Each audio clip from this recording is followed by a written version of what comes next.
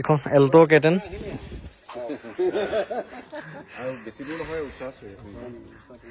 এখন Alto K ten মই আপোনালোকক দেখাইছিলো কেইদিনমান আগত ভালকে ভিডিঅ' বনোৱা নহ'লে গাড়ীখন নিব আহিল লখিমপুৰ ন লখিমপুৰ নাৰায়ণপুৰৰ পৰা আহিল বহুত দূৰৰ পৰা আমাৰ ঘৰৰ পৰা প্ৰায় 350-400 কিলোমিটাৰ মানে হৈ যায়গৈ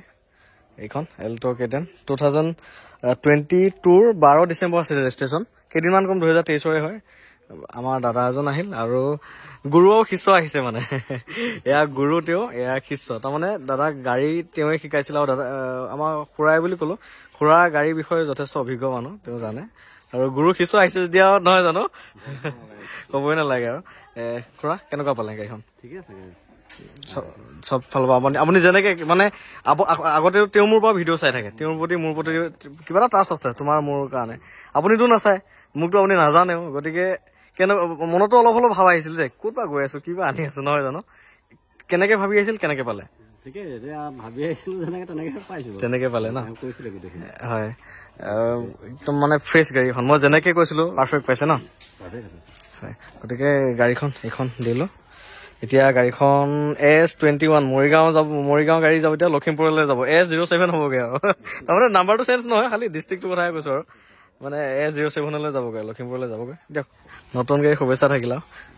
দাদাই ক'লে গুৰুকে পিন্ধাবগৈ গামোচা ভিতৰৰ এয়া ইণ্টেৰিয়ৰ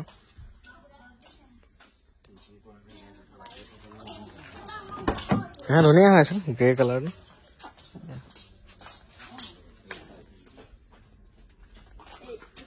এয়া ধুনীয়া হৈ আছিল গাড়ীখন লখিমপুৰৰ পৰা নিলে আৰু এখন এল্টো কেটেন স্পইলাৰ এটাও আছে বহুত ধুনীয়া লাগিছে দেখাত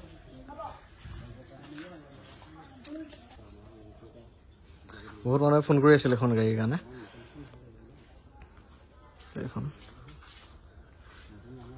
বহুত মানুহে ফোন কৰিছিল গাড়ীখনৰ কাৰণে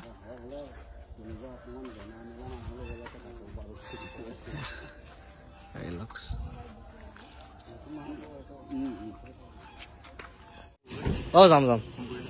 ফোন কৰিম শিক্ষক আৰু গাড়ী দুইখন মিলি গৈছে হা মা ক'ত গ'ল এই গৰু আনিব গ'ল চাগে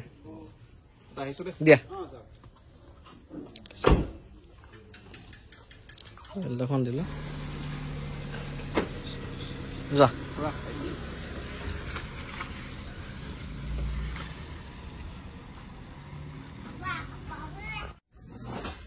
আজি লক্ষী পূজা দিনাখনে তেওঁলোকে লক্ষী লৈ গৈছে আৰু ঘৰলৈ আজি লক্ষী পূজা আমাৰ ঘৰতো ধুনীয়াকে পাতিছো চাকি বন্তি নিয়ম কানুন ধুনীয়াকে কৰিছো আৰু এতিয়া ইয়াত বান্ধিম ন লক্ষী পূজাৰ দিনাখন তুলসীৰ তলতে সকলোৱে বন্তি জ্বলাই আমি ধুনীয়াকে জ্বলাই ওচৰৰ সৰু ল'ৰা পোৱালি কেইটামানক মাতি প্ৰসাদ দিছো খুৱাইছো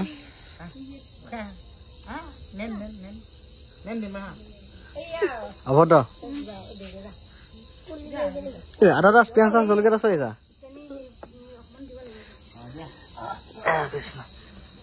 এয়া আমাৰ ডাঙৰ শিশু